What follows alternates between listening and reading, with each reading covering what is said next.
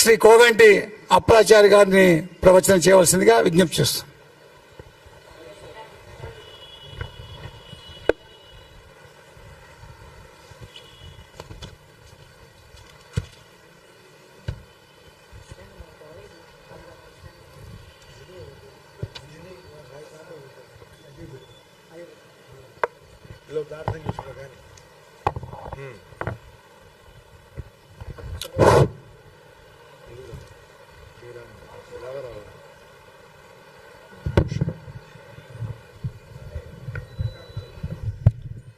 ప్రాచీ సంధ్యా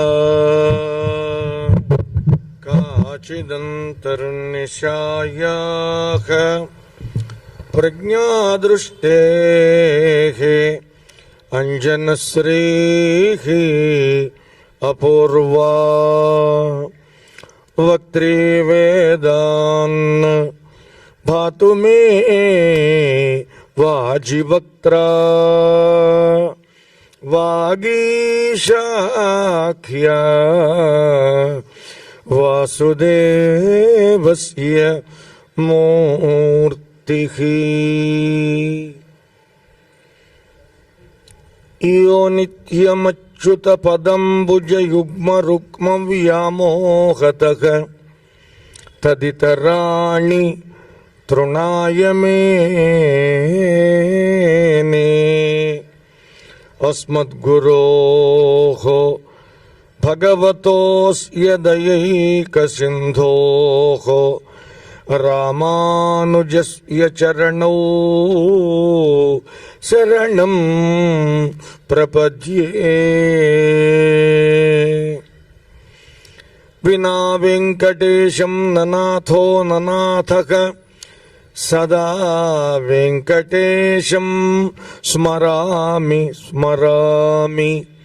హరే వెంకటేశ ప్రసీద ప్రసీద. ప్రియం వెంకటేశ ప్రయచ్ఛ ప్రయచ్ఛ. విష్ణు స్వరూపమైనటువంటి సభకు నమస్కారం. ఆలయంలో వెంచేసి ఉన్నటువంటి శ్రీనివాసుని దివ్య శ్రీ చరణాలకు 3 రోజులు, మొన్న నిన్న ఇవాళ, ఈ రోజున భగవద్ రామానుజుల జయంతి. అది ఒక్క రామానుజ జయంతే కాదండి, ఇంకొకటి కూడా ఉంది. వాళ్ళిద్దరూ పుట్టింది ఈరోజు. ఒక ఆయన అద్వైత మత ప్రవర్తకులు మహానుభావులు శంకరాచార్యులు, విశిష్టాద్వైత సిద్ధాంత ప్రవర్తకులు భగవద్ రామానుజాచార్యులు. ఈయనకి భగవత్ శబ్దం ముందొచ్చింది, ఆయనకి భగవత్ శబ్దం పక్కన చూడండి మీరు. శంకర భగవత్పాదులు, భగవద్ రామానుజులు. వారిద్దరూ కూడా వేదమునందు చెప్పబడినటువంటి తత్వాన్ని, సిద్ధాంతాన్ని జీవులమైనటువంటి మనము ఉద్ధరించబడాలి అనేటువంటి కోరికతో చేశారు. అందులో ఆళ్వారు దివ్య ప్రబంధ ప్రాజెక్టు వారు ఇవాల్టి రామానుజ జయంతిని పురస్కరించుకొని మొన్న నిన్న ఇవాళ కూడా 3 రోజులు 6 ప్రవచనాలు ఏర్పాటు చేశారు. చివరి వాణ్ణి నేను. నా పేరు మీ అందరికీ పరిచయమే కాబట్టి చెప్పక్కర్లేదండి అన్న. అప్పలాచార్యులు. మా అక్కయ్య గారు బాగా మీకు పరిచయం, కోగంటి వెంకట శ్రీరంగనాయకి. మా నాన్నగారు ఇక్కడ తలనరిసిన 60 ఏళ్ల పైబాళ్ల వాళ్ళకి పరిచయం. ఆయన పేరు శ్రీమాన్ కోగంటి సీతారామాచార్యులు. అక్క గాని నేను గాని ఎందుకు ప్రవచనం చెబుతామంటే మా కోసం కాదండి. మేము చెప్పినంతకాలము ఎవరైనా ఏమంటారు, వీళ్ళు శ్రీమాన్ కోగంటి సీతారామాచార్యుల గారు అబ్బాయి. తండ్రి బతికుండంగానే పట్టించుకోని కొడుకు కాదు, తండ్రి బతికుండంగానే అనాథాశ్రమంలో చేర్చే బిడ్డలు కాదు. తండ్రి చనిపోయి వెళ్ళిపోయినప్పటికీ కూడా ఆయన పేరు ప్రఖ్యాతులను ఎవరు నిలుపుతారో వాళ్లే బిడ్డలు. ఆయన మాకిచ్చినటువంటి ఆస్తి ఏమిటి అంటే 3 అండి. ఒకటి రామాయణం, 2వది భారతం, 3వది భాగవతం, 4వది ప్రజలు మేము చెప్పినటువంటి మాటల్ని విని తమ గుండెల్లో పెట్టుకోవడం. ఇది ఉన్నంతకాలం ఏమవుతుంది, మేము ఎంతకాలం చెప్పినా 70 ఏళ్ళు 80 ఏళ్ళు ఆ మహానుభావుడు సదా స్మరించబడుతూ ఉంటాడు. 1000 సంవత్సరాలు దాటిపోయినప్పటికీ కూడా భగవద్ రామానుజుల వారిని మనం స్మరిస్తున్నాము అంటే దానికి మూల కారణం ఎవరు అని కనుక అన్నట్లయితే శిష్య పరంపర. ఆ చరిత్రను తీసుకువెళ్ళవలసిన బాధ్యత ఎవరి మీద ఉంది అంటే ఆ తర్వాత వచ్చినటువంటి వారి అనుయాయుల మీద పూర్తిగా ఉంటుంది.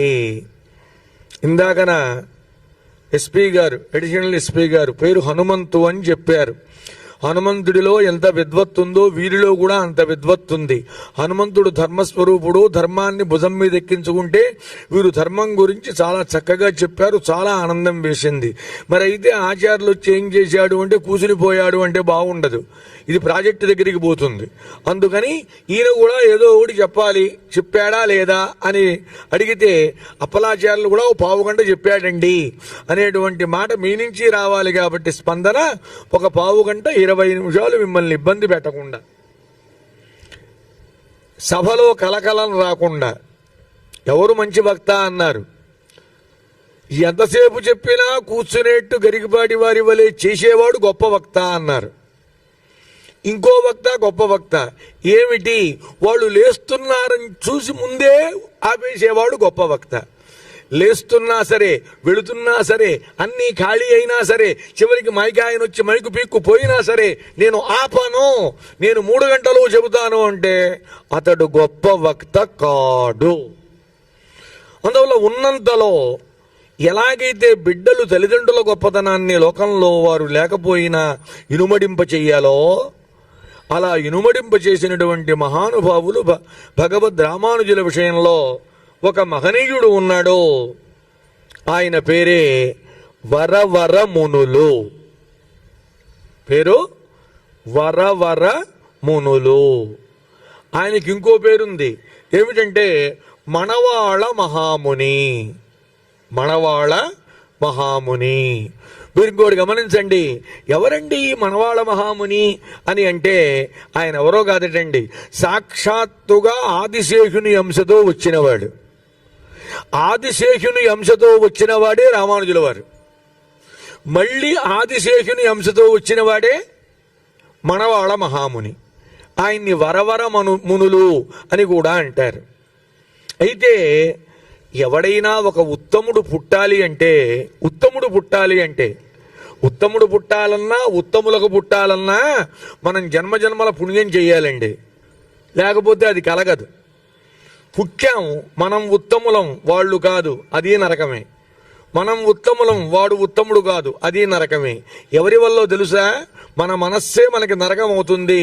మనం ప్రశాంతంగా ఉన్నా మన పక్కింటి వాళ్ళు, మన పేట వాళ్ళు ఊరుకోరు, ప్రచారం చేస్తూ ఉంటారు. ఈయన గొప్పవాడే కానివ్వండి, వీళ్ళ అబ్బాయే అంటాడు. ఈయన గొప్పవాడే కానీ వీళ్ళ నాన్నే అంటాడు. ఈయనేమో గుళ్ళు చుట్టూ తిరుగుతూ ఉంటాడు, వీళ్ళ నాన్న మాత్రం వయసు బారు చుట్టూ తిరుగుతూ ఉంటాడు అంటారు. అంటే ఎట్టాగైనా ఎక్కడ లోపం ఉన్నా మంచివాటికి అపఖ్యాతి అనేటువంటి నీడ పడేటువంటి ప్రమాదం ఉంది. ఈ దౌర్భాగ్యం లేని మహానుభావుడు ఎవరు అని అంటే వరవర మునులు. ఆయన శ్రీరంగనాచ్యార్ అనేటువంటి తల్లికి తిరుణావీరుడయ పిరాన్ అనేటువంటి మహానుభావుడు, వాళ్ళిద్దరూ దంపతులు, వారిద్దరికీ కూడా పుట్టాడు. పుట్టింది తమిళ దేశం, ద్రవిడ దేశం. ఏ ఊరిలో పుట్టారు? ఆళ్వార్ తిరునగరి అని ఒక అద్భుతమైనటువంటి క్షేత్రం ఉంది. నమ్మాళ్వారు ఆవిర్భవించినటువంటి మహాక్షేత్రం అది. ఆ క్షేత్రంలో అవతరించిన మహానుభావుడు ఎవరు అంటే మణవాళ మహాముని. ఆయనకి ఇంకో పేరు చెప్పా. ఏమని? వరవర మునులు. ఇంకా పేర్లున్నాయి ఆయనకి. సుందర జామాతృముని. ఎవరైనా ఆయనే, ఇంకెవరు కాదండి. యతీంద్ర ప్రవణులు. వీరికి 8 మంది శిష్యులు ఉన్నారటండి ఈ మహానుభావుడికి. వాళ్ళు ఎలాంటి వాళ్ళు అంటే అష్టదిగ్గజాలు. మనం అష్టదిగ్గజాలు అంటే కృష్ణదేవరాయలు, పెద్దన, మిగిలినటువంటి వాళ్ళు ఎవరెవరైతే ఉన్నారో వాళ్ళందరినీ స్మరిస్తాం. వీళ్ళు కారండి, 8 దిక్కులను కూడా మోసేటువంటి గజాలున్నాయి. ఇది మనకి రామాయణంలో చాలా స్పష్టంగా కనబడుతుంది. అక్కడికి నేను పోను. భూమిని భరించేటువంటి దిగ్గజములు ఎంత గొప్పవో ఈ 8 మంది శిష్యులు కూడా అంత గొప్పవాళ్ళు. అయితే ఈ మహానుభావునిలో ఉన్నటువంటి గొప్పతనం ఏమిటి అని అంటే, రామానుజుల వారు శ్రీ వైష్ణవ సిద్ధాంతాన్ని ఎంత గొప్పగా లోకంలోకి ప్రచారంలోకి తెచ్చారో అంత గొప్పగానే కాకుండా అంతకంత గొప్పగా తెచ్చిన మహానుభావుడు ఎవరు? సాక్షాత్తుగా మనవాళ్ళ మహాముని. నాకు ఇచ్చిన అంశం యతిరాజ వింశతి. ఆ మహానుభావుడు రాసినటువంటి భగవద్ రామానుజుల పైన 20 శ్లోకాలు. 20 శ్లోకాలు చెప్పను, అందులో మొహమాటం ఏం లేదు. శ్లోకం తీసుకుంటే పావు గంట పడుతుంది. అందువల్ల శ్లోకాలు తగ్గించుకుని విషయాన్ని సంక్షిప్తీకరించి పెద్దలలో కదలిక వచ్చే లోపలే నాలో కదలిక తెచ్చుకుంటా. అది నా మనవి. అందువల్ల ఈ కార్యక్రమం ఏర్పాటు చేసింది దీనికోసం కాబట్టి దీన్ని కూడా కాస్త శ్రద్ధగా ఒక 20 నిమిషాలు విని మీరు మీ ఇళ్లకు బయలుదేరవలసిందిగా ప్రతి భక్తుడిని కోరుతున్నా, ప్రతి తండ్రిని కోరుతున్నా, ప్రతి భక్తురాల్ని కోరుతున్నా. సరే, వీళ్ళ గురువులు మహానుభావులు. ఈయన ఈ యతిరాజ వింశతిలో చేసినటువంటి గొప్ప కార్యం ఏమిటి? మనం ఇప్పటిదాకా విన్నాం. చేతులు ఏం చేయాలి, కాళ్ళు ఏం చేయాలి, ముక్కు ఏం చేయాలి, నోరేం చేయాలి, పళ్ళు ఏం చేయాలి, నాలుకేం చేయాలి, ఇలా రకరకాలుగా మన పంచజ్ఞాన పంచకర్మేంద్రియాలు ఏం చేయాలో తెలుసుకోవాలి అని సెలవిచ్చారు వారు. చాలా గొప్పగా చేశారు. అది గొప్ప విషయం కూడా. ఆ వ్యవస్థలో ఉండి ఇంత గొప్పగా ఈ అలౌకికమైనటువంటి జ్ఞానాన్ని పెంపొందించాలన్న తపన పట్టం. ఆ తపనకి నాకు చాలా ఆనందం వేసింది. ప్రవచనకారులు చెప్పడం గొప్ప కాదండి. ఈ ప్రవచనకారుల్లో ఎవరైనా మీరు చాగంటి వారు కావచ్చు, గరికపాటి వారు కావచ్చు, సామవేదం గారు కావచ్చు, గోగంటి అప్పలాచార్యులు కావచ్చు, వట్టిపతి పద్మాకర్ గారు కావచ్చు, ఇంకా ఎవరైనా కావచ్చు, పోలీస్ ఆఫీసరా? కారు. కానీ ఒక పోలీస్ ఆఫీసరు ఇన్ని విషయాలు తెలుసుకుని చెప్పడం అనేది మా వంటి వక్తలకి, వారి వంటి వక్తలకు కూడా పరమానందం కలిగింది. నేను కూర్చొని విన్నా చాలాసేపు. మరి నేను చెప్పాలిగా 10 నిమిషాలు. చెప్పలేదనుకోండి, 2 రావాలి, ఒక ఆయన కనపడలేదు, రెండో ఆయన ఏమైపోయారంటారు. ఆయన అటు పోయాడండి అన్నాను కూడా. అంతకన్నా మూర్ఖత్వం ఉందే అండి? నేను చెప్పిందేమో మీరు వినాలా, ఒకళ్ళు చెప్పిందేమో నేను విన్నా. ఇది న్యాయమేనా అమ్మా? అది అత్తగారి వ్యవహారం అవుతుంది. కోడలు తన మాట వినాలి, మొహమాటం లేదు. నువ్వు విన్నావా, అది నీకు అనవసరం. అదేమిటండి? నువ్వు విను మీ అత్తగారి మాట, నీ మాట నీ కోడలు వినాలని అనుకో, తప్పు లేదు. అంతేకాని నేను మా అత్తగారి మాట వింటా, వినకపోతాను, నా ఇష్టం. నువ్వు నా మాట వినాలి. అది ఎంత అధర్మమో. మనం మాట్లాడేటప్పుడు అవతల వాళ్ళు చెప్పేటువంటి మంచి మాటలు వినాలి అని కూర్చోవటం కూడా అంతే పరమధర్మము. ఇప్పుడు ధర్మాన్ని మనం చేసేటప్పుడు నోటితో మాట్లాడతాం, బాగానే ఉంది. చెవులతో వినడానికి అలవాటు పడాలండి. కాకపోతే ఒక ప్రారంభం ఉంది, మాట్లాడేవాడు వెండు. మీరు ఎక్కడన్నా చూసుకోండి, ఎక్కడో రేర్గా ఉంటారు ఆ కేసులు. వాడు వినండి, వాడు ఆ టైంకి వస్తాడు, వెళ్ళిపోతాడు. ఏమంటే వారి ప్రవచనం ఉంది, కాసేపు వింటారా? ఆ టైం చాలా గోల్డ్ పనులు ఉన్నాయి నాకు. ఏం వాడికి లేవా? ఏం మీకు ఎవరికి పనులు లేవా? ఏ పనులు లేకపోతే టీవీ ముందు కూర్చుంటాం, మా ఇష్టం. అది లేకపోతే కార్లు 2 కుర్చీలో జాపి ఏసీ వేసి కూర్చుంటాం. ఇదేది కాకపోతే సెల్ ఫోన్ చూస్తూ కూర్చుంటాం. పనులు లేవా? పనులు లేవు అనుకోవడం పొరపాటు. ప్రతివాడికి పనులు ఉన్నాయండి. కానీ 60 ఏళ్ళ అవస్థపడ్డాం. ఇప్పుడన్నా కాస్త జ్ఞానాన్ని పొందాలి. 4 మంచి మాటలు చెబుతున్నారు, వెళ్ళి విందాం. ఏమయ్యా నువ్వేం చేసావు జీవితంలో అంటే, ఏం చేయలేదు అని మనం అడగచ్చండి రేపు భగవంతుణ్ణి. ఏం చేయలేరా? కాళ్ళు ఇచ్చావు, బృందావన గార్డెన్స్ గుడికి వెళ్ళానా లేదా చెప్పు. గట్టిగా అడగాలండి. మీరు మెల్లిగా అడగద్దు, గట్టిగానే అడగండి. వెళ్ళావయ్యా. నెక్స్ట్, చేతులతో దండం పెట్టానా లేదా? పెట్టారు. వాళ్ళంతా బృందావనవాస శ్రీనివాస గోవింద గోవింద అంటే గోవింద అన్నానా లేదా? అన్నావు. ప్రసాదం పెట్టారు పులిహోర, తిన్నానా లేదా? తిన్నావు. శిరస్సు వంచి నమస్కారం స్వామికి చేశానా లేదా? చేశావు. ఏమండి ఇవన్నీ పక్కన పెట్టండి, ఇవన్నీ పర్వాలేదు. గంటన్నర కూర్చోబెట్టి వాళ్ళు మాట్లాడుతూ ఉంటే నోరు మూసుకుని చెవులు రిక్కించుకుని విన్నానా లేదా? విన్నావు. ఇంతకంటే ఏం కావాలి?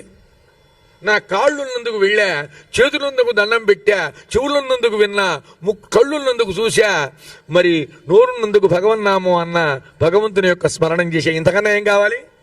మన దగ్గర ఆన్సర్ ఉంది. ఇది కాకుండా ఇంకో ఎడుగు పోయాం అనుకోండి, ఆన్సర్ ఈజ్ నిల్. అవునా అండి? అందువల్ల ఈ మహానుభావుడైనటువంటి మనవాళ మహామునుల వారు, మీరు ఒక్కసారి చూడండి, వారు వీరు ఒకటిగానే ఉంటారండి. భగవద్ రామానుజుల వారు, మనవాళ మహాముని ఇద్దరు ఒకే రకంగా ఉంటారు. చిన్న తేడా ఉంది, దండం అంతా ఒకటిగానే ఉంటుంది. ఏమిటే తేడా అంటే వెనక 5 పడగల పాము ఉంటుంది మనవాళ మహామునులకి, ఒక తలబాగా ఉంటుంది. భగవద్ రామానుజులకి దండం ఉంటుంది, త్రిదండం, అవేం ఉండవు. ఏమిటబ్బా ఈ 5 పడగల పాము? ఏమంటే 5 పడగలు వద్దండి, ఒక్క పడగ చాలు మనకి 5 పడగలు ఎందుకు? 5, 10 అసలు 5 పడగ కూడా విప్పక్కర్లా, తలదాకా రావక్కర్లా. మన కాళ్ళ దగ్గరికి వస్తే ఉండగలవా అక్కడ? అది కూడా వద్దండి. ఒరే మీ ఇంట్లోకి నల్ల తాసుపాము వచ్చిందిరా అన్నారు అనుకోండి, కుదురుగా పడుకోగలమా? పాము ఇంట్లో ఉంటుంది, మనం బయట ఉంటాం. పాముల వాడు వచ్చి పట్టుకెళ్ళిందాక చచ్చికి పెట్టినా లోపలికి పోం. వాడంతా తిరిగి అదేదో పట్టుకొచ్చి లాగి గందరగోళం చేసి లేదు పోయిందయ్యా అంటే నిజంగా పోయిందా అని 2 రోజులు మనం అన్నీ మళ్ళీ సెర్చ్ చేసి అప్పుడు పడుకుంటాం. ఇది మన పరిస్థితి. కానీ మనవాళ మహాముని శిరస్సు మీద ఉన్నవేమిటి? 5 పడగల సర్పం ఉందండి. వెనకాల 5 పడగలు. మనకు కూడా ఒక మహాసర్పం తగలబడింది, అది మనం గుర్తుపెట్టుకోవాలి. వారు దాన్ని లొంగ తీసుకున్నారు, మనం వాటిని లొంగ తీసుకోవడంలా. ఏమిటా 5టికి సంకేతం? పంచ జ్ఞానేంద్రియాలు, పంచకర్మేంద్రియాలు. ఇవి ఎప్పుడూ ఏం చేస్తాయి? మన జీవుణ్ణి అధర్మ మార్గంలోకి ప్రయాణం చేయటానికే అవి చూస్తూ ఉంటాయి. వాటిని మనమేం చెయ్యాలి? మనం లొంగ తీసుకుని మనం చెప్పేట్టుగా వీలెట్టు చెయ్యాలి. అప్పుడు అవేమవుతాయి? మనకు నీడనిస్తాయి, మన లోపలతో మనకు లొంగి ఉంటాయండి. 5 తలల మహాసర్పం మనవాళ మహామునికి పడగ ఎలా పట్టిందో 5 పంచజ్ఞాన పంచకర్మేంద్రియాలన్నీ కూడా మనకి దాసానుదాసులై ఉండి మన ఇంద్రియములన్నీ భగవత్ పరం, భాగవత పరం, ఆచార్య పరం అయ్యేట్టుగా చేస్తాయి. అందుకు సంకేతమే వెనక ఉన్నటువంటి 5 పడగలు. ఈ మనవాళ మహామునితో వాళ్ళ గురువు గారు మహానుభావులు ఒక మాట అన్నారండి. ఏమిటంటే, నాయన ఒక చిన్న మాట చెబుతున్నాను నీకు. భగవద్ రామానుజుల వారి మీద నువ్వు ఒక స్తోత్రాన్ని రచించు. భగవద్ రామానుజుల మీద నువ్వు ఒక స్తోత్రాన్ని రచించు. 3 పనులు మనం చేయాలండి అందరం. కవిత్వం రాయమంటే అసాధ్యం, మనకెందుకు అనవసరంగా. కవిత్వం రాయడం వల్ల ఇంకో ప్రమాదం కూడా ఉందండి. ఎవడో తెలుసా? ఒకసారి కాగితం మీద పెట్టాక ఎవడికో ఒకడికి వినిపించాలనే దొరదపుడుతుంది. వినిపించిన తర్వాత వాడు బాగుంది అనాలని కోరిక, వాడు బాగుంది అండు, అది పిచ్చి కవిత్వం అంటాడు. అంటే ఒక చావు. బాగుంది అని కర్మకాలు అన్నాడు అనుకోండి, రేపు కూడా ఈ టైంకి రండి, ఇవాళ టీ ఇచ్చాను, రేపు టిఫిన్ కూడా పెడతాను. ఎందుకు? ఇంకొకట కూర్చోబెడతా. ఎందుకు? అది కవిత్వం అందరి వల్ల కాదండి, అందరి వల్ల కాదు. ఇంతమంది ఉన్నారు, ఎంతమంది సహస్రావధానులు ఉన్నారండి? ఇన్ని కోట్ల మందిలో వేళ్ల మీద లెక్క పెట్టే వాళ్ళే ఉన్నారండి. అవునా కాదా? అందరి వల్ల అవుతుందా? కాదు. పోనీ గాయం పాడటం అందరి వల్ల అవుతుందా? అది కాదు. పోనీ బాగా తింటాం, 1 డజన్ పూరీలు, 1/2 డజన్ ఇడ్లీలు, 4 దోశలు, ఏమిటాయి బాబు మొదటి దగ్గరే అయిపోయింది మా పని, ఇక్కడి దాకా రాలేం, అది అవుతుందా? అది కాదు. కానీ మనం అందరం చేయగలిగింది ఒకటి ఉందండి. తినలేకపోవచ్చు, కవిత్వం చెప్పలేకపోవచ్చు, సంగీతం నేర్చుకుని పాడలేకపోవచ్చు, చక్కగా కుదురుగ్గా కూర్చుని వినొచ్చండి. ఈ వింటంలో ఇంకో ఆనందం కూడా ఉందండి. దాని మత్సమాయ ఎంత కష్టపడి ఏసీలో పడుకున్నారా అని నిద్ర ఇప్పుడు వస్తుంది. ఇది ఒక అద్భుతమైన ఆనందం. ఇంకా కూర్చొని అనుకుంటాం, తప్పులేదండి. నేను అటువంటి అవస్థల్లో అప్పుడప్పుడు వెళ్ళేవాడిని.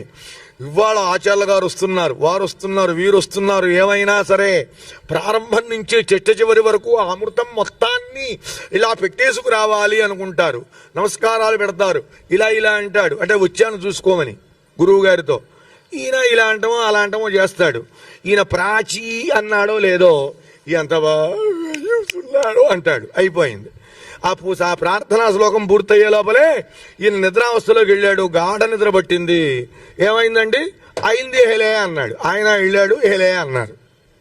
అప్పుడు వెళ్ళాడు.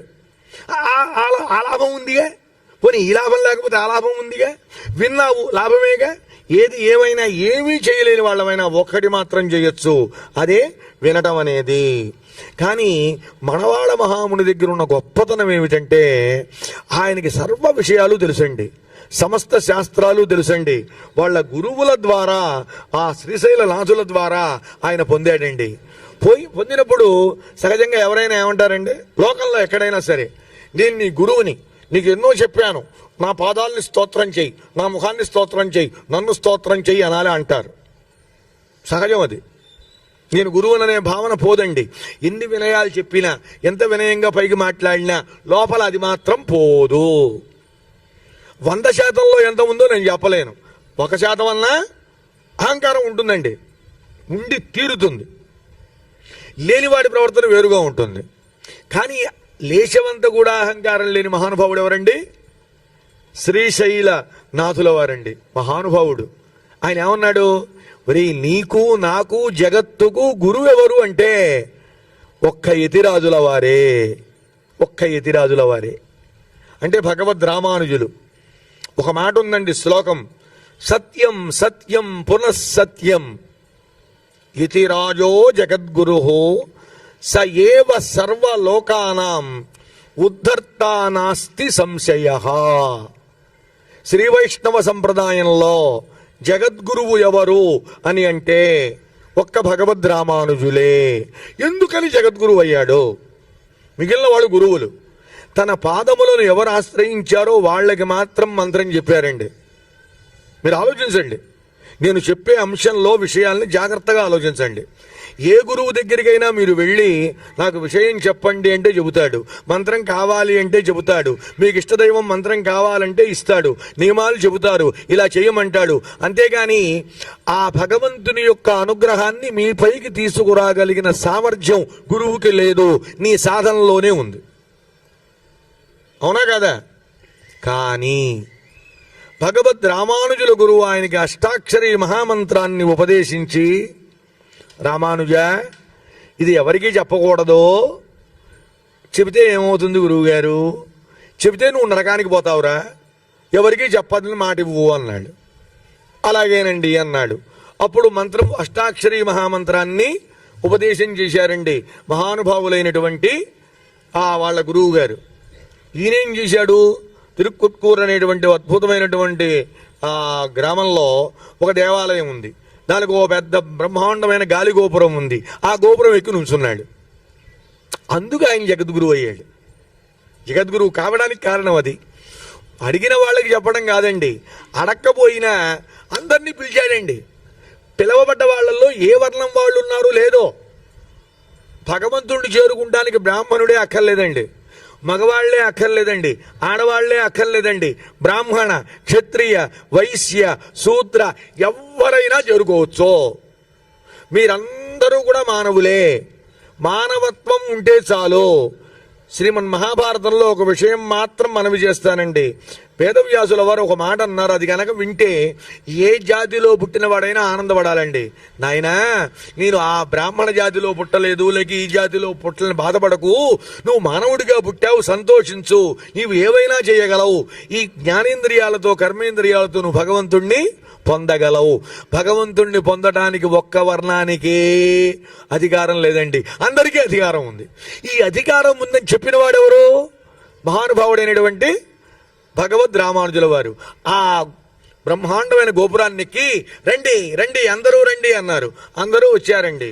వచ్చాక మీ అందరికీ కూడా భగవంతుడైనటువంటి నారాయణమూర్తి దివ్యానుగ్రహంతో మోక్షాన్ని శ్రీవైకుంఠాన్ని పొందేటువంటి మహామంత్రం చెబుతున్నాను, అందరూ జపించుకోండి, తరించండి అన్నాడు. జపించండి. ఎప్పుడు జపించాలి, ఎలా జపించాలి, ఎంత జపించాలి, 1,00,000 2,00,000 కోటే లేదండి. దయచేసి ఇవి పెట్టుకోబాకండి, ఎవ్వరూ పెట్టుకోవద్దు. ఇక్కడ చాలామంది సాధకులు ఉన్నారండి. మనం ఏదో వేదిక మీద కూర్చోగానే గొప్పవాళ్ళం, వేదిక కింద ఉన్న వాళ్ళంతో చాలా తక్కువ వాడు భావన కాదు. చాలామంది నివురుగప్పి నిప్పులు లాంటి వాళ్ళు ఉన్నారు, అనుసంధానం చేసేవాళ్ళు ఉన్నారు, అనేకమైనటువంటి సంస్కృత ఆంధ్ర కావ్యాలలో నిష్ణాతులైన వాళ్ళు ఉన్నారు, గొప్పవాళ్ళు ఉన్నారండి. దయచేసి ఇవి పెట్టుకోబాకండి. నీవు కూర్చో, నీ మనస్సు లగ్నమై చేస్తూ ఉండు. నువ్వు ఏ స్థాయికి వెళ్ళాలో తెలుసా? ఏమిటోనండి, మంత్రం జపించకూడదని నాకు ఉంటుంది, కానీ నా మనస్సు నా మాట వింటలేదండి, అది అలా జపిస్తూనే ఉంది, నేను చావనా అనే స్థాయికి వెళితే నువ్వు నిజంగా ధన్యుడివి. అంతేగాని ఎర్లీ మార్నింగ్ 6:30 to 7:30 అండి, ఖచ్చితంగా గంటలో 1000 మాల తిప్పుతా అయిపోతుంది. నీ దృష్టి అంతా మాల మీదే ఉంది, పనికిరాదమ్మా. మనం జీవుడు తరించాలి అంటే గంటేనా? 23 గంటలు వేస్ట్ చేస్తావా? నిత్యం నిరంతరం పరమాత్మను సేవించాలి. అందుకని మీరందరూ తరించండి, జపించండి అని చెప్పిన మహానుభావుడు ఎవరండి? భగవద్ రామానుజుల వారు. అందరికీ చెప్పాడు ఆయన, అందరికీ, ఏ కొందరికో కాదు. ఇది మనం గుర్తుపెట్టుకోవాలి. తర్వాత గురువు గారు పిలిచారు, ఏమయ్యా రామానుజ, నేను చెప్పింది ఏమిటి, నువ్వు చేసింది ఏమిటి అన్నాడు. అడగకుండా చెప్పకూడదు, యోగ్యతను బట్టి చెప్పాలి, పరీక్షించి చెప్పాలి, పరిశీలించి చెప్పాలి, పరిశోధించి చెప్పాలి. ఎన్నిసార్లు తిప్పారు అనండి భగవద్ రామానుజుల వాళ్ళ గురువు గారు? 17 సార్లు తిప్పాడు, 18వ చెప్పాడు. ఈయన ఏం చేశాడు? ఇంకా ఒకరోజు కూడా కాల, వెళ్తూ వెళ్తూ గోపురం ఎక్కాడు, అందరికీ చెప్పాడు. దీనివల్ల నరకానికి పోతాం అన్నాడు. గురువుగారు, ఇప్పుడు మహామంత్రాన్ని 1000 మంది విన్నారు, వీళ్ళంతా వైకుంఠానికి పోతారుగా అన్నాడు. వైకుంఠానికి పోతారు, వాళ్ళందరూ వైకుంఠం పోయినప్పుడు నేను నరకానికి పోతే మాత్రం నష్టమే ఉందండి, ఏం పర్వాలా, ఆనందంగా నరకానికి పోతాను. ఎవడైతే తన శిష్యులందరినీ పరమాత్మ దగ్గరికి చేర్చి అవసరమైతే నేను నరకానికి పోతాను అంటాడో వాడు నిజమైనటువంటి మహాగురువు. అలా జగద్గురువు అయ్యాడు ఎవరు? భగవద్ రామానుజుల వారు. ఆయన మీద రాయమన్నాడు ఏమిటి? అద్భుతమైనటువంటి స్తోత్రాన్ని మనవాళ మహాముని దాన్ని రచించాడు. అందులో ఉన్నటువంటి మొత్తానికి 20 శ్లోకాలండి. అంకెని తిరగ తిప్పుదాం మనం. అంటే ఏమిటి? 0 to 2 చెప్పుకుని మెల్లిగా శ్రీనివాస గోవింద అని దండం పెట్టి పోదాం, తప్పదు. నిజమే, ఎంతో ప్రిపేర్ అయ్యి వస్తామండి. అప్పటికే 6 శ్లోకాల వరకు అంతా నేను పెట్టుకోవాలా, ఆ చివరికి 2 అయినాయి. ఎందుకంటే ఈ భగవద్ రామానుజయం జరుగుతున్నప్పుడు ఆయన జగద్గురువు అన్నప్పుడు ఎలా అయ్యాడో దాన్ని మేము చెప్పాలి. అసలు ఎందుకు రాశాడు మనవాళ మహాముని, ఇవన్నీ వివరాలు. ఈ మొట్టమొదట చేస్తున్న పని మనం అందరం చేయాలండి. దయచేసి మాకంత వెంటనే మన దగ్గర ఒక లక్షణం ఉంటుందండి మానవుల దగ్గర. మనం అంటే మీరు నేను కాదు, మానవుల దగ్గర ఏమంటామో తెలుసా? రాముడి కంటే వశిష్ఠుడు దొరికాడు, మాకేడి. అయ్యా దయచేసి రాముడికి వశిష్ఠుడు దొరికాడు, విశ్వామిత్రుడు దొరికాడు అనద్దండి. మనకు దొరికిన గురువులో వశిష్ఠుడు నువ్వు చూడు, మనకు దొరికిన గురువులో విశ్వామిత్రుడిని చూడు. ఇవేమీ చూడదు, గురువుని గురువుగా చూసి గౌరవించు. ఏ గురువు అయినా మనకి చెప్పేది ఎప్పుడు ఒక్కటే, మన మేలు కోరి మంచే చెబుతాడు. మనకి యవ్వనంలో ఉన్నప్పుడు మంచి అంటే ఒళ్ళు మంట, మనకి ఇష్టమైంది చెబితేనే ఇష్టం, కానీ మనకి మంచి, మన భవిష్యత్తులో మంచి జరిగే చెబితే అది ఇష్టం ఉండదు. సత్యమైనటువంటి మాట అండి ఇది. అందువల్ల ఏం చెయ్యాలి మొట్టమొదట అంటే, ఈ స్తోత్రం పేరు యతిరాజ వింశతి. వింశతి అంటే 20, 20 అనే నెంబర్ని సాంస్క్రిట్లో ఏమంటారండి? వింశతి అంటే. చాలా సింపుల్ అండి, చాలా సింపుల్, అన్నీ సింపులే. వింశతి అంటే ఏమిటి అనుకోండి, ఆ వింశతి అంటే వింశతినే అన్నాం అనుకోండి, కుదరదు. వింశతి అంటే అర్థం ఏమిటి? 20 శ్లోకాలు రాశాడు అంతే. ఎవరి గురించి వింశతి, ఎవరి గురించి 20 శ్లోకాలు? యతిరాజ వింశతి. యతిరాజు భగవద్ రామానుజుడు అంటే సన్యాసులలోనే రాజు కాదు, సన్యాసులకే రాజు. అది కాదు, సన్యాసి అయిన వాడు తాను తరించడమే కాదు, ఎలా తరింప చెయ్యాలో చూపినటువంటి మహామార్గదర్శి ఎవరు అంటే భగవద్ రామానుజాచార్యుడు. అందువల్ల ఆయన గురించి ఆయన ఎన్ని రాశారండి? 20 శ్లోకాలు రాశాడు. 20 శ్లోకాలు 20 రత్నాలు ఆయన మనకి ఇచ్చాడండి. యథార్థం చెబుతున్నాను. ఏమంటే ఇక్కడ ఎక్కడో ఒక రత్నం పడిందండి, అది సుమారు 1,00,000 కోట్లు విలువ అన్నారు అనుకోండి, వెంటనే మనస్సులో కలిగేది ఏంటండి? ఇవాళ కాదు, రేపు కాదు, ఎల్లుండి కాదు, కింద పడ్డా సరే ఒక గుణపాలు తీసుకుని ప్రతి వాళ్ళు తవ్వి పారేస్తారు. తర్వాత సంగతి తర్వాత. సరే తవ్వో, నీ ప్రయత్నం నువ్వు చెయ్యి. తర్వాత లోపల దరిద్రపు కోరికండి, ఎక్కడుందో శ్రీనివాస, అది నాకే దొరకాలి, నాకే దొరకాలి, దొరికితే నీ కోటిస్తా. అంతకన్నా దరిద్రం ఉందండి? అదేమో 1000 కోట్ల వజ్రమా? ఆయన శ్రీనివాసుడు నీకు దొరికేట్టు చెయ్యాలా? దొరికితే నువ్వేం చేస్తావు? ఆయనకి 1 కోటి రూపాయలు ఇస్తావా? లంచం ఇస్తున్నావు ఆయనకి? అసలు మనకెందుకండి అది? ఏమనాలి నిజంగా? శ్రీనివాస, నీ సన్నిధానంలో 1000 కోట్ల విలువ ఉండే వజ్రం ఉందిట, ఆ 1000 కోట్ల విలువ ఉండేటువంటి వజ్రము కమిటీ వారికి దొరకాలి. అది కనుక దొరికితే రోజు బ్రహ్మాండంగా సన్మానాలు చేస్తూ ఎక్కడెక్కడి వాళ్ళని పిలుస్తారు, ఇంకా మళ్ళీ మాట్లాడి ఇదంతా ఏసీ చేస్తారు. మేమంతా ఉదయం పూట కూడా ప్రోగ్రామ్స్ పెట్టమంటాం 10 to 12. అవునండి, ఆయనకి ఇస్తే ఉపయోగం. నీ బ్రహ్మాండమైన సేవలు జరుగుతాయి, వాహన సేవలు జరుగుతాయి. నీకు కావాలి, నువ్వు దొరికించుకో అనాలా? నాకు 1000 కోట్లు దొరికితే నీకు 1 కోటి ఇస్తా అనాలా? ఆలోచించండి. వెంటనే మానవుడి బుద్ధి అటుపోతూ ఉంటుంది. అందువల్ల ఆ స్తోత్రరాజన్ రాసిన మహానుభావుడిని ఏం చేయాలి అంటే, ముందు మనం స్తోత్రం చేయాలండి. ఎక్కడైనా గుర్తుపెట్టుకోండి, మీ గురువులు ఉన్నారు, అందరికీ ఉన్నారండి, అందరికీ ఉన్నారు. ఇక్కడ ఉన్న వాళ్ళల్లో గురువు లేని వాళ్ళు లేడండి. ఇంకో గురు శబ్దానికి ఇంకో అర్థం కూడా ఉంది. ఎవడు తెలుసా? నాన్న అని. పోనీ బాకెవరు అక్షరాలు చెప్పలేదండి, చదువు చెప్పలేదండి అంటే నాన్న లేనివాడు ఎవడు లేడుగా. కాబట్టి గురువు ఉన్నాడు. ఆ గురువుని ముందు స్తోత్రం చేయాలి. ఇప్పుడు ఇతరాజంశులకు మనం వెళ్ళాలి అంటే ముందేం చేయాలి? ఆ మనవాళ మహామునికి నమస్కారం చేయాలండి. మీరు వాడు 2 నమస్కారాలు చేయండి చాలు. ఒకటి ఆ మహానుభావుడికి, మనవాళ మహామునికి. 2 భగవద్ రామానుజులకి. ఈ 2 నమస్కారాలు చేయంగానే ఏమవుతుందో తెలుసా? మనం నారాయణమూర్తికి ఏం చేయక్కర్లా, మిమ్మల్ని ఏమండి ఆయన. ఆయనకి చేసి వీళ్ళకి చేయకపోతే తిడతాడు. వీళ్ళకి చేసి ఆయన చేయకపోయినా మా వాళ్ళంత భక్త మహానుభావులు బృందావన గార్డెన్స్లో వాళ్ళు నా మహాత్ములు రామానుజులు మనవాళ్ళ మహాముని పేర్లు వినంగానే తన్మయలో దండం పెట్టారు. ఆ తన్మయ భావంలో నన్ను మర్చిపోయారు, పర్వాలేదు, నాకు అదే కావాలి అంటాడు ఆయన. నన్ను గుర్తుపెట్టుకు నాకు నమస్కారం చేసి నా భక్తులకు, నా ఆచార్యులకు, ఆచార్యుల్ని మర్చిపోయేవాళ్ళు కాదు నాకు కావాల్సింది. వాళ్ళు చెప్పిన విషయాల్ని వింటూ నన్ను మర్చిపోయేవాళ్ళు కావాలి. ఇదండి రామాయణంలో కూడా లక్ష్మణస్వామిని గౌరవించనందువల్లనే వాలి చేతుల్లో ఒకసారి ప్రహరణాధ్యాయం అయింది. ఎవరికి? సుగ్రీవుడికి. రెండోసారి ఆంజనేయ స్వామి చేస్తే ఒక తీగ మెళ్ళో వేశాడు, అప్పుడు దండం పెట్టాడు, గెలిచాడు. అంటే ఇప్పుడు భగవంతుడు గొప్ప, భక్తుడు గొప్ప? భగవంతుడు గొప్ప, ఆచార్యుడు గొప్ప? భగవంతుడే గొప్ప. అందుకని ఈ ఇతరాజంశతిలో చెప్పబడింది భగవద్ రామానుజ సిద్ధాంతం తత్వమైనా దాన్ని చెప్పిన వాళ్ళు ఎవరు? మనవాళ మహామునులు. కాబట్టి ముందు మనం ఏం చేయాలి?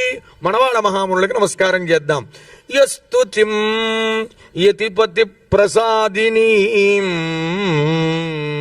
వ్యాజహార యతిరాజ వింశతిం తం ప్రపన్న జన చాతకంబుదం నౌమి సౌమ్యవరయోగి పుంగవం. నౌమి అన్నాడండి. ఒక పదం తీసుకుందాం చాలు. నౌమి. నౌమి అంటే నమస్కారం చేస్తున్నాను. నమస్కారం చేస్తున్నాను అనేటువంటి మాట నీ నోటి వెంట రాకముందు నీ చేతులు 2 కలవాలి. దయచేసి గుర్తుపెట్టుకోండి. మళ్ళీ మళ్ళీ చెబుతున్నాను, చాలాసార్లు చెప్పాను, ఇంకా జీవించి ఉన్నంతకాలం, ఓపిక ఉన్నంతకాలం, పిలిచినంతకాలం చెబుతూ ఉంటా. నమస్కారం అనగా చేతులు ఇట్లా రావాలి. అవునే ఏదో పెద్ద పని మనకి పిలుస్తాడండి. అవునే ఏమిటి ఆయన, వీడు ఏం చూపించాడో అర్థం కాదండి. వీడు ఏం చూపించాడో అర్థం కాదు. అదే ఆ గురువుకి నమస్కారం చేయడం అంటే? అదేనా పద్ధతి? నీ 2 చేతులు అరచేతులు కలవాలి, లేకపోతే పెట్టడం మానేయి. ఒక చెయ్యి కనుక పెట్టావా, ఒక చేత్తో పెట్టని 2వ చెయ్యి నరికేయమన్నాడు శ్రీకృష్ణ పరమాత్మ భాగవతంలో. ఉన్న చెయ్యి పోగొట్టుకుంటావా, చేతులకు సార్థక్యం చేకూరుస్తావా, నీ దగ్గర ఉంది. అందుకని నవమి అన్నారండి. మనవాళ్ళ మహామునులకు ఏం చేస్తున్నాం మనం? నౌమి, రెండు చేతులు జోడించి నమస్కారం చేస్తున్నాం. నౌమి సౌమ్యవర యోగి పుంగవం, వరవర మహామునులు, మహామహనీయులు, శ్రేష్ఠులు. ఆయనట ఒక్కడి ఇది చాలా కావాలని ఈ అంశం నేను ఎంచుకున్నానండి.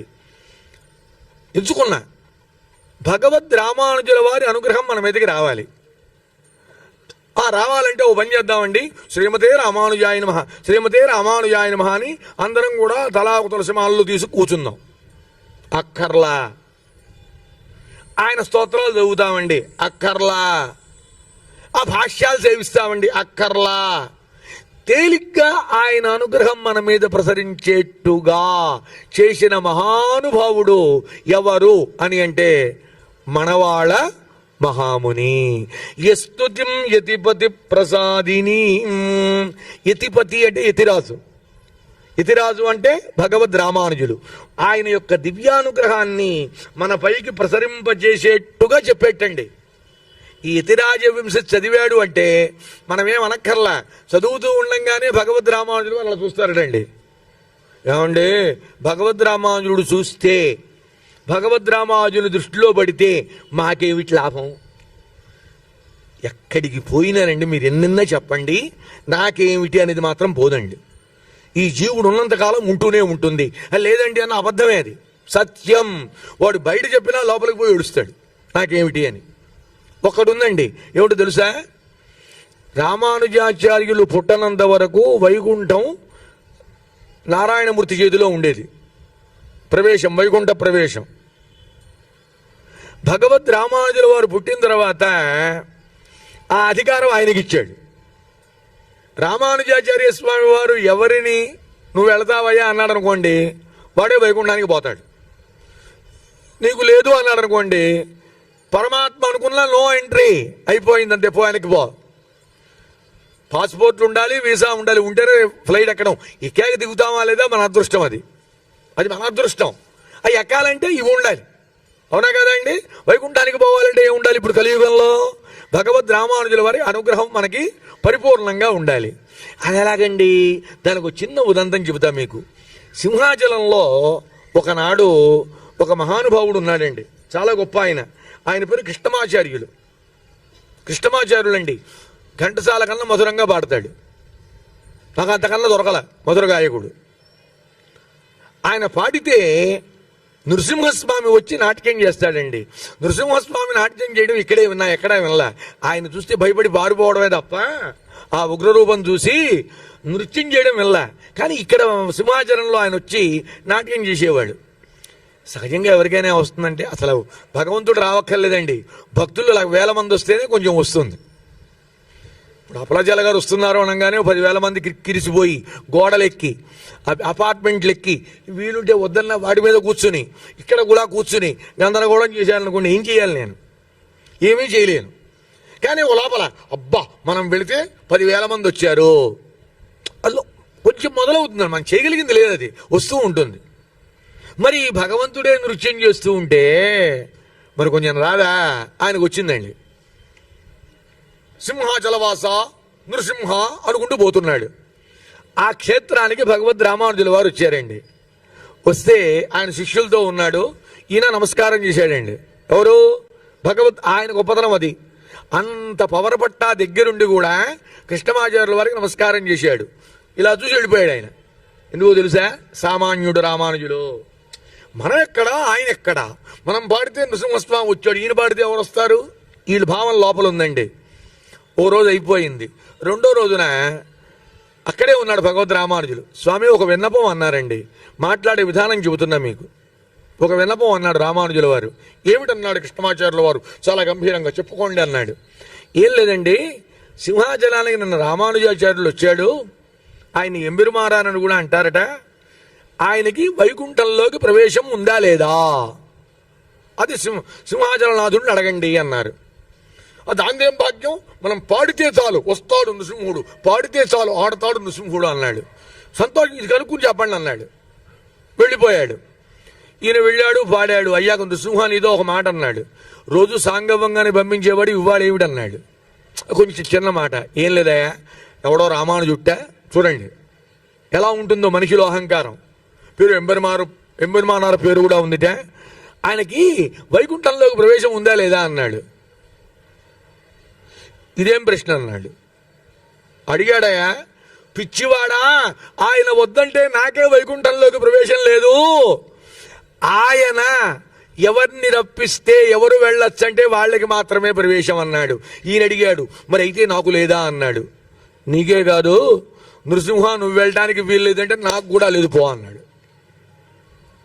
అంటే ఏమిటిప్పుడు భగవద్ రామానుజుల వారి అనుగ్రహం మన మీద కలగాలంటే కలిగితే ఏమిటి ప్రయోజనం? అమ్మ డబ్బులు వస్తాయని నేను చెప్పను, రోగాలన్నీ పోతాయని నేను చెప్పను, పిల్లలు లేని వాళ్ళకి పిల్లలు పుడతారు, మనవళ్ళు పుడతారు, విల్లాలు కొంటారు, ఇవేవి చెప్పను నేను. మన జీవుడు ధరించి పరమపదానికి వెళతాడు, అదొక్కటి చాలమ్మ, మళ్ళీ జన్మ అనేది ఉండదు.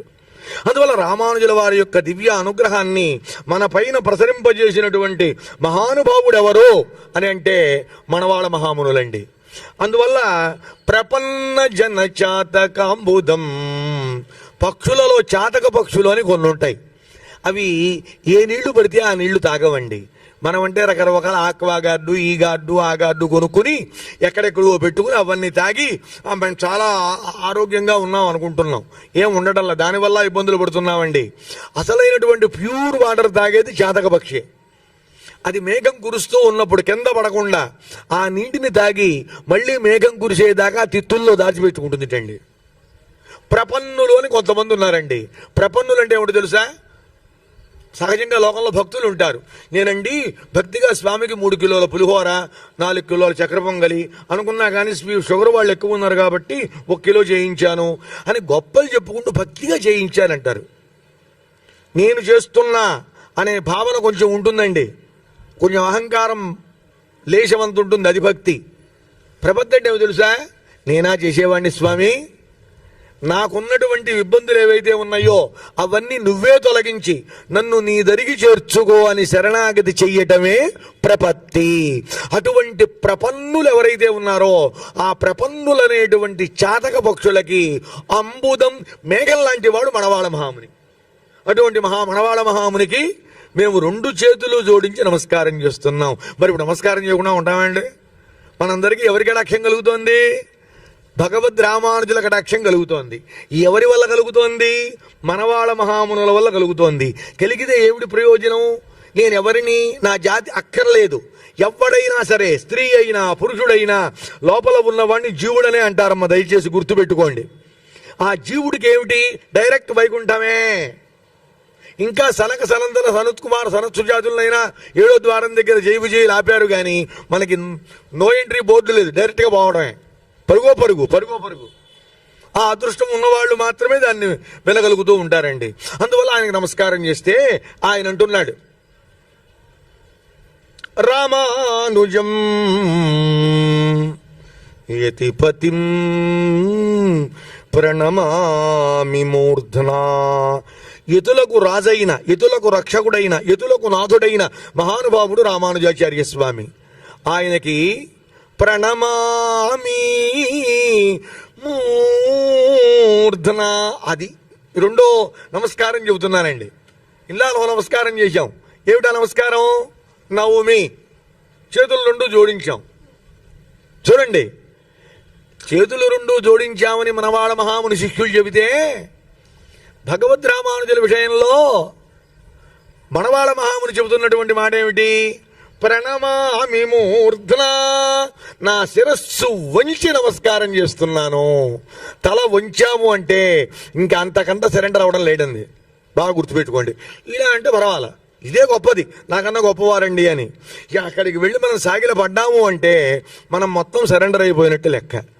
మనవాళ మహాముని వారు అంటున్నారు యతిరాజవింశతి 1వ శ్లోకంలో, ఆయన స్తోత్రంలో ఏమంటున్నారు? యతిరాజం రామానుజం ప్రణమామి. యతిరాజు అయినటువంటి రామానుజుల వారికి నేను ప్రణమామి. ఎట్లా నమస్కారం? నమామి అంటే చాలండి, ప్రణమామి, విశేషంగా నమస్కారం చేస్తున్నా. విశేష నమస్కారాలు ఏమిటయ్యా? అవేమిటి విశేష కార్యక్రమంలాగా అంటే ఉందండి.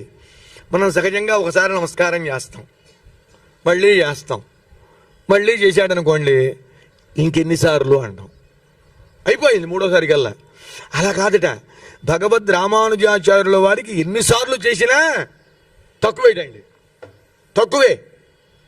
అలా నమస్కారం చేస్తున్నాను. ఆయన ఎలాంటి వాడు అని అంటే, ఆ మహానుభావుడు నమ్మాళ్ళవారి పదభక్తుట్టండి. నమ్మాళ్ళవార్ వారిని పరాశరుల వారు అంటారు. పరాంకుశ పాదభక్తు, పరాంకుశులు అంటే నమ్మాళ్ళవారు. ఆయన పాదభక్తులు ఎవరు? భగవద్ రామానుజుల వారు. అంతేకాదండి, ఇది వండర్ఫుల్, అద్భుతం అన్నమాట. ఏమిటి తెలుసా? కామాది దోషహరం ఆత్మపదాశ్రితానాం. కామము మొదలుగా కొన్ని దోషాలు ఉన్నాయండి. శత్రువులు అనలా. మీరు అబ్జర్వ్ చేయండి. లోకంలో ఎవరైనా ఏమంటారు? అరిషడ్ వర్గము, కామ క్రోధ లోభ మోహ మద మాత్సర్యాలు, అవునా కాదండి? ఇక్కడ ఎంతోమంది చెప్పారు ప్రవచనాలు, ఎంతోమంది మీరు విన్నారు. అందరూ ఏమంటారు? అరిషడ్ వర్గము, ఆరుగురు శత్రువులు, వాళ్ళని జయించాలి, దుర్మాడాలి, తొక్కిపట్టాలి. దయచేసి నేను చెప్పేది ఒకటండి, వీళ్ళని తొక్కిపట్టాలి, వాళ్ళని తొక్కిపట్టాలి అనొద్దు. అసలు అది వద్దు. ఒకళ్ళ పైన మనం ప్రేమను పెంచుకుంటే ఇంకొకళ్ళ ప్రేమ తగ్గిపోతుంది. అంటే ఇంకో మాట లేదు. కాలేజీకి వెళ్ళాలనే కోరికతో నువ్వు బండి ఎక్కితే ఇల్లు దూరం అవుతుంది. సాయంత్రం 5 అయింది, ఇంటికి వెళ్ళాలనే కోరికతో బయలుదేరితే కాలేజీ దూరం అయింది. నీకు వెళ్ళాలన్న ప్రేమ కనుక ఉంటే ఇది దూరం అయిపోతుంది. భగవంతుణ్ణి చేరుకోవాలనే ప్రేమ నీలో పెరిగితే సంసారం అనే ఇల్లు దూరం అయిపోతుంది. అవి దూరం కావాలంటే 6 శత్రువులు ఉన్నాయి కదండి, వాటి శత్రువులుగా అనుకోవద్దా, దోషాలుగా అనుకోమన్నాడు ఆయన. శత్రువుల్ని జయించడం కష్టమేమో కానీ దోషాలు పోగొట్టుకోవడం చాలా తేలికండి. ఏ దోషాల్ని పోగొడతాడు భగవద్ రామానుజులు? కామాది దోషహరం. అదండి, కామము మొదలుగా ఉన్న 6 దోషాల్ని హరించి వేస్తాటండి. హరించి వేయుడు అనగా ఇంక మళ్ళీ రావడం అనేది లేదండి. మనలో మళ్ళీ ఆ భావాలు రావడం అనేది లేదు. అయితే మనం ఒక పని చేయాలి. మనవాళ మహాముని ద్వారా ఆయన పదములను ఆశ్రయించాలి. ఎవరి పదాలని? రామానుజుల వారి పాదాలని. ఆయన నామాన్ని స్మరించుకున్నా, ఆయన పాదాలని స్మరించుకున్నా కూడా ఏం జరుగుతుంది అని గనక సూటిగా ప్రశ్న వేస్తే, మనలో ఉన్న 6 దోషాలు పోతాయి. అనుగ్రహం కలిగితే ఏమిటి? వైకుంఠ ప్రాప్తి. ఇంకేం కావాలండి? ఈ 2 చాలు. అనవసరంగా వచ్చానండి ఇవాళ ఉపన్యాసానికి, చిచ్చే వేస్ట్. ఏమైందా? ఇవాళ వెళ్ళాను, మాకు మనవడు పుట్టలేదు, ఇది రాజవంశం ఉంటే మనవడు పుడతాడేమో, 35 ఏళ్ళు అయింది అబ్బాయికి పెళ్ళయ్యి, పెళ్ళవుతుందేమో, ముని మనవాడికి బాగా మా ఎల్కేజీ సీట్ వస్తుందేమో అనుకుని వచ్చాను. ఎవడో మోక్షం అంటున్నాడు, ఆ మోక్షం వాడికి కావాలి అనుకున్నాడా? వాడి జీవితం సర్వనాశనం. ఇందాక వారు ఒక మాట అన్నారు, 64 లక్షల్లో చివరిది అని. విన్నారుగా? నేను విన్నా. మళ్ళీ మొదలుగా వస్తాం, అంతకంటే ఏం లేదు. మళ్ళీ మనం మానవుడుగా పుట్టాలంటే 64 లక్షల జీవరాశుల్లో పుట్టి పుట్టి పుట్టి పుట్టి పుట్టి పుట్టి పుట్టి పుట్టి ఎప్పుడు వస్తామో తెలియదు. మరి అది గొప్పదా? డైరెక్ట్గా వైకుంఠానికి వెళ్ళడం గొప్పదా? అంటే ఎవరికైనా ఉంటుందండి, ఇప్పుడు మాకు ఇవ్వక్కర్లేదు, వాళ్ళ అవస్థ వాళ్ళు పడతారు, నాకు అనవసరం, నా జీవుడు మాత్రం తరించాలి అనుకుంటామా అనుకోమా? అది అనుగ్రహించేవాడెవరు? భగవద్ రామానుజుల వారు. అటువంటి మహానుభావుడికి ఏం చెయ్యాలి అంటే, ప్రణమామి మూర్ధన, తల వంచి చేతులు జోడించి మళ్ళీ ఎందుకయా మనవాళ్ళ మహాముని నీకింత తపన అంటే, ఆ హృదయంతో అర్థం చేసుకుంటే అర్థమవుతుందండి. ఎందుకో తెలుసా? ఇలాంటి జగద్గురువు దొరుకుతాడా? మేమేం చేయకపోయినా ఆ మహానుభావుడికి నమస్కారం చేసి 4 శ్లోకాలు వినంగానే ఆయన అనుగ్రహం మా మీద ప్రసరింపజేసి, ఏ ఆటంకాలు రాకుండా వైకుంఠంలో విష్ణుమూర్తి యొక్క అనుగ్రహాన్ని పొందేట్టు చేసి శ్రీవైకుంఠ ప్రాప్తి కలిగించి లక్ష్మీ అనుగ్రహాన్ని కలిగించే మహానుభావుడు, కలిగించేవాడు ఎవడు దొరుకుతాడా? దొరకడు. అలాంటి వాడికి ఎన్ని నమస్కారాలు చేస్తే మాత్రం తృప్తి ఉంటుందండి? మిమ్మల్ని సూటిగా ఓ ప్రశ్న ఇస్తా నేను. తిరుమల వెళ్ళని వాళ్ళు లేరుగా? అందరూ వెళ్తారుగా, వెళ్ళారుగా. వెళ్ళిన వాళ్ళు లోపలికి వెళ్ళంగానే గోవిందా గోవిందా ఇట్లా ఆపేయి, ఓసారి చేసావుగా ఆపేయి అంతే, ఇంకో మాట లేదు.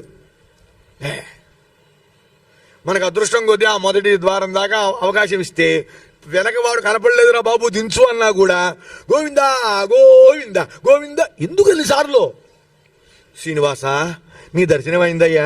ఇప్పుడు జైవిజయుల నుంచి గంటల మీద పడి నెట్టేవాళ్ళు ఇవాళ ఇంత దూరం లాక్కొచ్చారు నన్ను. నా అదృష్టం బాగా పండింది నాకు. నిన్ను చూస్తున్నాను. నీకెన్ని నమస్కారాలు చేస్తే మాత్రం నా తృప్తి తీరుతుంది అనే భావన మనకు ఉంటుందా ఉండదా? కేవలం దర్శనం వల్ల. వెళ్ళామండి, పోనీ వెళ్ళాక అయిపోయింది లేని తప్పన వెనక్కి తిరిగి మన వీపు చూపించి వస్తామా? రాం, మళ్ళీ ఇటు తిరుగుతాం. అది ఒక్క తిరుమలలోనేనండి. తిరిగి ఏం చేస్తాం? మళ్ళీ గోవిందా లాగుతూ ఉంటారు. అయినా సరే అక్కడ యుద్ధం. గోవిందా మళ్ళీ గోవిందా వస్తామండి. ఆ చివరి వాడికి ఒళ్ళు మండుతుంది. ఒక్క లాగు లాగుతాడు, వచ్చి మనం గడ్డల దగ్గర పడతాం. అక్కడ మళ్ళీ మొదలవుతుందండి. ఎవడో కన్నులారో ఒక్క నిమిషం కూడా చూసుకొనివాడు, వెళ్ళిపోతాం. మరి ఒక్క శ్రీనివాసుడిని చూస్తున్నప్పుడు నీకింత భక్తి పారవస్యం వస్తే ఎందుకు వచ్చింది? మళ్ళీ చూడగలలో లేనో చెప్పలేం కదా. రేపు అనేది మంది కాదు. మరి భగవద్ రామానుజుల వారు తన అనుగ్రహంతో వైకుంఠాన్నే ప్రసాదిస్తూ ఉంటే ఆ వైకుంఠాన్ని అనుగ్రహించినటువంటి ఆ రామానుజుల వారికి ఎన్ని నమస్కారాలు చేస్తే తృప్తి తీరుతుంది? ఎగ్జాంపుల్ కోసం తిరుమల చెప్పా, తీరదుగా. అందుకు చెప్పాడు మనవాళ్ళ మహాముని, ఎన్నిసార్లు అయినా సరే ఎలా చేస్తానో తెలుసా? ఇలా మాత్రం చేయను. నాకు తల ఉంది, ఈ తల ఎత్తుకు తిరగమంటారు. తల ఎత్తుకోవలసిన చోట ఎత్తుకోవాలి, వంచవలసిన చోట వంచాలండి. ఎక్కడ వంచాలి? గురువు దగ్గర వంచాలి. ఎక్కడ వంచాలి? తల్లి దగ్గర వంచాలి. ఎక్కడ వంచాలి? తండ్రి దగ్గర వంచాలి. ఎక్కడ వంచాలి? గురువు దగ్గర, ఆచార్యుల వద్ద ఉంచాలి. ఎక్కడ వంచాలి? భగవంతుడి దగ్గర ఉంచాలి. అంతేకాని ఎవరిని ముంచకూడదండి. తప్పుడు పనులు చేసేప్పుడు తలగా ఉంచు కూర్చోకూడదు. అవునా కదా? అది అందువల్ల ఆ మాట అన్నారు. ఇంకొక శ్లోకంతో ముగిస్తున్నానండి. ఆయన కోరిన మాట. మనకి 3 ఇంద్రియాలు ఉన్నాయి. కర్మేంద్రియాలు, జ్ఞానేంద్రియాలు, మూడవది ఏమిటండి? మనకు అర్థం కానిది, ఎట్లా ఉంటుందో తెలియంది, కానీ చెప్పేది. ఖచ్చితంగా చెబుతున్నానండి. మనకు అర్థం కాదు, ఎలా ఉంటుందో తెలియదు. నిజంగా దానికి రూపమే కనుక ఉంటే గుండెలు మార్చి బారేస్తున్నారు, కిడ్నీలు మార్చి బారేస్తున్నారు. ఎంచక్కా వెళ్ళి ఏమిటి లేటెస్ట్గా ఏమన్నా మనస్సు వచ్చిందా పెట్టేయండి అంటాం. అక్కడ మాత్రం చేయలేకపోతున్నాం. అదే మనస్సు. వీటిని కరణత్రయం అంటారు. ఏమంటారు? కరణత్రయం ఆయన చెబుతున్నాడండి. దాంతో ఈరోజు ప్రవచనం పరిసమాపనం కాబోతోంది. యతీంద్ర అన్నారండి. యతులకు రాజువైన ఓ రామానుజ, నిత్యం యతీంద్ర తవ దివ్య వపుస్మృతౌ మే సక్తం మనోభవతు. నాకు నాలుగిచ్చాడు భగవంతుడు. భగవంతుడిచ్చాడు నాకు. స్వరపేటికి ఇచ్చాడు. నాలుగిస్తే ఉపయోగం లేదండి. తింటుంది నాలుగు అంతవరకే. అనాలి అంటే ఏముండాలి? స్వరపేటికి ఉండాలి. అప్పుడే అక్షరాలు బాగా వస్తాయి. అది బ్రహ్మాండంగా ఉండాలి, మధురంగా ఉండాలి. అప్పుడే పాట బాగుంటుంది. కొంతమంది పాడితే ఎక్కడెక్కడ వాళ్ళు వచ్చి కూర్చుంటారు. కొంతమంది మొదలు పెట్టంగానే పల్లవి కూడా పూర్తి కాకుండా రాగాలాపం చేయంగానే కుర్చీలు వెళ్ళి ఖాళీ అవుతాయి. స్వరపేటికి ఉందిగా, సంగీతం వచ్చుగా, తేడా ఎక్కడుంది? ఆ మాధుర్యం స్వరపేటికలో లేదండి. స్వరపేటిక లేదనుకోండి, నాలుగైతే ఉంటుంది, కానీ వాడు మాట్లాడగలడా? మాట్లాడలేడు. స్వామి నాకు కంఠాన్ని, నాల్కని ఇచ్చాడు. ఎవరు? పరమాత్మ. దాంతో నేను నీ దివ్యమైనటువంటి అద్భుతమైనటువంటి గుణములనే కీర్తనం చేస్తా. వాక్కు గుణ కీర్తనే. నా వాక్కు నీ దివ్యమైనటువంటి గుణముల యందే కీర్తిస్తూ ఉండాలి. ఒకటైపోయిందండి. ఈ వాక్కు అనే విషయంతో జ్ఞానేంద్రియాలన్నీ వచ్చినాయండి. మరి కనిపించని మనస్సు, దట్ ఈస్ మోస్ట్ డేంజర్ అండి. అది ఎక్కడ ఉండాలి? తవ దివ్య వపుస్మృతౌ మే సక్తం మనోభవతు. రామానుజుల వారు చాలా అందమైన వాడండి. ఆయన లక్ష్మణస్వామి. ఆయనే బలరాముడు ద్వాపర యుగంలో. కలియుగంలో ఆయనే ఎవరు? భగవద్ రామానుజుడు. ఆయనే మనవాళ్ళ మహాముని. మళ్ళీ పుట్టాడు. ఎందుకో తెలుసా? భగవద్ రామానుజులుగా ఉన్నప్పుడు సంస్కృత గ్రంథాలు రాశాడు. అయ్యో తమిళ గ్రంథాలు రాయలేదు అన్న కొరత ఆయనకు ఉంది తమిళ భాషలో. అందుకని ఈ రకంగా పుట్టాయన ఆ కొరత తీర్చుకున్నాడు. హే రామానుజ, నా మనస్సుని దివ్యమైన ఆకారమును స్మరించుకుంటూ ఎప్పుడూ ఉండాలి. మరి ఇంకోటి ఉంది కదా, జ్ఞానేంద్రియం అయిపోయింది, మన మనస్సు అయిపోయింది, కర్మేంద్రియం ఉందిగా. మరి దాన్ని ఏం చేస్తావు అంటే ఒకటే మాట అన్నాడు మహానుభావుడు, కృత్యంచ దాస్యకరణేతు కరద్వయస్య. ఈ రెండు చేతులు ఉన్నాయి, ఇవి నీకు సేవ చెయ్యటానికే నేను ఉపయోగించాలి. పైకి నాలుక అన్నాడు, మీరు చాలా జాగ్రత్తగా వినండి ఇది. ఎందుకు నాలుక అన్నాడు? ఎందుకన్నాడు నాలుక? మనకి జ్ఞానేంద్రియాలు వేరుగా ఉన్నాయి, కర్మేంద్రియాలు వేరుగా ఉన్నాయండి. కళ్ళు జ్ఞానేంద్రియం, చెవులు జ్ఞానేంద్రియం, అవునా అండి? అలాగే చర్మం జ్ఞానేంద్రియం, ముక్కు జ్ఞానేంద్రియం, అలాగే చేతులు జ్ఞానేంద్రియం, కాళ్ళు జ్ఞానేంద్రియం, చేతులు కర్మేంద్రియం, కాళ్ళు కర్మేంద్రియం, మలమూత్ర అవయవాలు కర్మేంద్రియం. కానీ జ్ఞాన కర్మలు కలిసిన ఇంద్రియం అంటూ ఏదన్నా ఉంది అంటే అది ఒక్క నోరే. పని చేస్తుంది కర్మ, నాలుక జ్ఞానాన్ని పొందుతుంది. అంటే నా జ్ఞానము మొత్తం నీ దగ్గరే ఉండాలి, నా కర్మ నీ దగ్గరే ఉండాలి. నా చేతులు రెండు కూడా భగవద్ రామానుజ నిత్యం దాస్యకరణే తు కరద్వయస్య ఆవృత్యంతరేస్తు విముఖం కరణత్రయం చ. నీకే దాస్యం చేయాలి. ఇవి తప్ప నా జ్ఞానేంద్రియాలు, కర్మేంద్రియాలు, మనస్సు వేరొక విషయాల్లోకి పోకూడదయా రామానుజ, అలా నన్ను అనుగ్రహించు అని ప్రార్థించాడు మనవాళ మహాముని. సారంగా 2 శ్లోకాలు తీసుకున్నా, సంక్షిప్తంగా చెప్పా. నేను మొదలుపెట్టినప్పుడు భయపడ్డా, 8 దాటంగానే మెల్లిగా భక్తులంతా కూడా ముందు లేవంగానే ఇట్లా అంటారండి. అంటే అర్థం ఏమిటి? ఆచార్య గారు ఏమనుకోబాకండి, మందు బిళ్ళలు వేసుకోవాలి మేము, నేను వేసుకోవాలి, మీరే కాదు, సహజం. మరి ఇంట్లో కూడా కొన్ని ఇబ్బందులు ఉంటాయండి, వెళ్ళిపోతారు. కానీ మనవాళ మహామునుల కృపతో, భగవద్ రామానుజుల వారి కృపతో కూర్చున్న వాళ్ళందరూ ఇంచుమించు అలాగే ఉన్నారు. 2-3 పాపం వాళ్ళ పని మీద వెళ్ళారు తప్ప అందరూ అలాగే ఉన్నారు. అలా శ్రద్ధగా విన్నటువంటి మీ అందరికీ మనవాళ మహాముని రాసినటువంటి యతిరాజ వింశతి చదివితే ఏ మహా అనుగ్రహం వస్తుందని పెద్దలు మనకు చెప్పారో, భగవద్ రామానుజ కటాక్ష విశేషణం వల్ల భగవద్ రామానుజ కటాక్షం అనే అమృత వృష్టిలో మనమందరం కూడా తడిసిపోయి, మనలో ఉన్న జీవుళ్ళు అందరూ కూడా నేరుగా డైరెక్టుగా ఎక్కడికి వెళ్ళాలండి? వైకుంఠంలోకి వెళ్ళిపోవడమే. ద్వారాలు తెరుస్తారు. ఆ వైకుంఠంలోకి వెళ్ళి ఆ శ్రేయఃపతి యొక్క అనుగ్రహాన్ని పొందేట్టుగా చెయ్యమని మనవాళ మహామునుల్ని మళ్ళీ మళ్ళీ ప్రార్థిస్తూ మీ అందరి దగ్గర సెలవు తీసుకుంటున్నాను. స్వస్తి ప్రజాభ్యః పరిపాలయంతాం న్యాయేన మార్గేణ మహిం మహిషాః గోబ్రాహ్మణేభ్యః శుభమస్తు నిత్యం. లోకాః సమస్తాః సుఖినో భవంతు. స్వస్తి.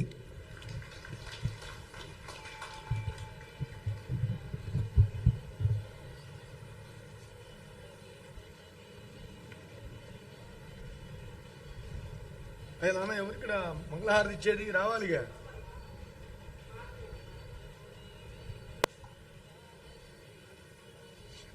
బాబు ఇట్లా నాన్న, చిన్న మాట నీతో, నాకు ఒక క్యారీ బ్యాగ్ కావాలమ్మా. క్యారీ బ్యాగ్ బట్ట అర్జెంటుగా, అందులో ఆ మాల పట్టుకెళ్తాను. అది ఆయనకి వేయలేదు కాబట్టి నేను మా దేవుడికి వేసుకుంటాను. తీసుకుంటా. మీరు ఆడవారికి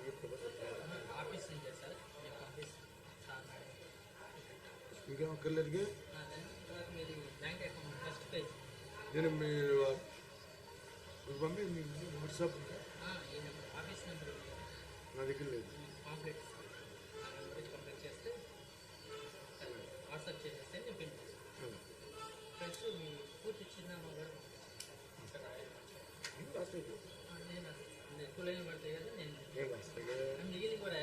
ఓకే ఓకే, మీ ఇష్టం. హార్ కావాలి.